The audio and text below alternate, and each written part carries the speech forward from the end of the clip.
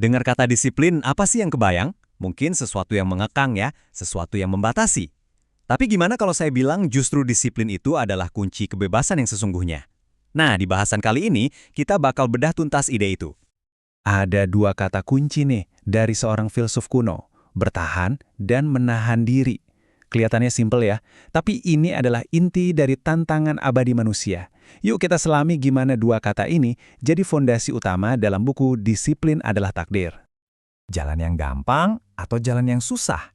Coba deh ingat-ingat, kita semua pasti pernah kan dihadapkan sama pilihan ini? Ini bukan cuma dilema kita di zaman modern loh, tapi juga dilema seorang pahlawan dari legenda kuno. Jadi ceritanya begini, ada Hercules muda yang lagi berdiri di persimpangan jalan. Di satu sisi ada yang nawarin hidup serba enak, penuh kesenangan, tanpa usaha.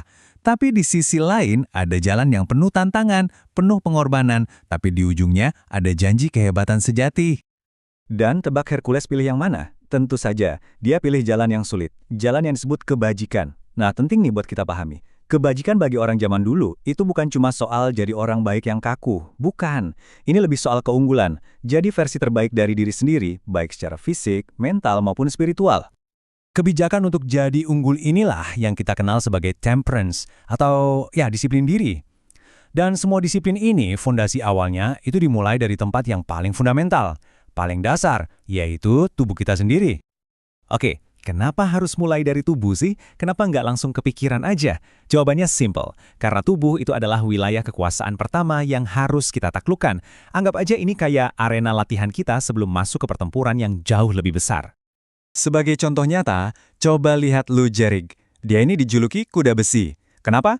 Karena selama 17 tahun penuh dia main baseball tanpa henti. Bayangin, mau lagi demam, migrain, atau ngerasain sakit yang luar biasa, dia tetap main. Totalnya ada 2.130 pertandingan berturut-turut. Luar biasa kan? Nah, yang bikin cerita ini makin menarik adalah kontrasnya dengan rekan setimnya yang sama-sama legendaris, Babe Ruth. Di satu tim yang sama, kita bisa lihat dua filosofi hidup yang beda 180 derajat.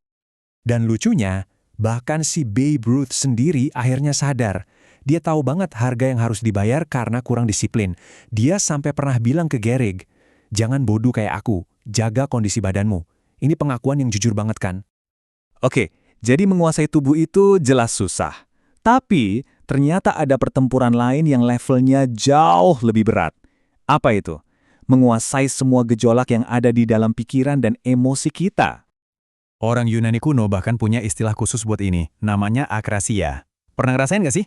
Tahu banget harusnya ngerjain tugas penting, tangannya malah otomatis buka media sosial. Nah, itulah akrasia, kondisi di mana kita bertindak berlawanan dengan apa yang kita tahu itu benar. Kalau mau lihat contoh nyata penguasaan diri ini, lihat deh Ratu Elizabeth II. Beliau berkuasa selama 70 tahun dan kekuatan terbesarnya itu bukan dari tentaranya atau kekayaannya. Bukan, tapi dari ketenangan dan penguasaan dirinya yang luar biasa, bahkan saat menghadapi krisis paling pelik sekalipun. Atau contoh lain, George Washington. Kita kenal dia sebagai sosok yang tenang dan berwibawa kan? Tapi faktanya, dia itu diam-diam berjuang seumur hidupnya melawan emosinya yang meledak-ledak. Senjatanya apa? Cuma satu. Terus-menerus ngingetin diri sendiri untuk berhenti sejenak dan berpikir sebelum bereaksi. Nah, disinilah letak kuncinya. Kekuatan itu ada di jeda. Di antara stimulus, apapun yang terjadi pada kita, dan respons kita, selalu ada sebuah ruang, sebuah jeda. Melatih diri kita untuk memanfaatkan jeda kecil itulah inti dari segala penguasaan diri. Oke, kita udah bahas soal disiplin fisik dan mental. Pertanyaannya sekarang, buat apa sih repot-repot begini? Kenapa ini semua penting banget? Jawabannya, karena ini menentukan segalanya. Ada metafora kuno yang bagus banget buat ngegambarin ini. Bayangin, hidup kita itu kayak kereta kuda. Bakat dan ambisi kita itu adalah kuda-kudanya yang lari kencang. Tapi siapa yang megang kendali? Nah, itulah disiplin. Disiplin adalah kusirnya. Tanpa kusir yang handal, kuda sekuat apapun cuma akan membawa kita ke jurang. Seperti kata Seneca, yang paling kuat adalah dia yang memiliki dirinya sendiri dalam kekuasaannya. Dan Presiden Eisenhower adalah contoh sempurna dari ini.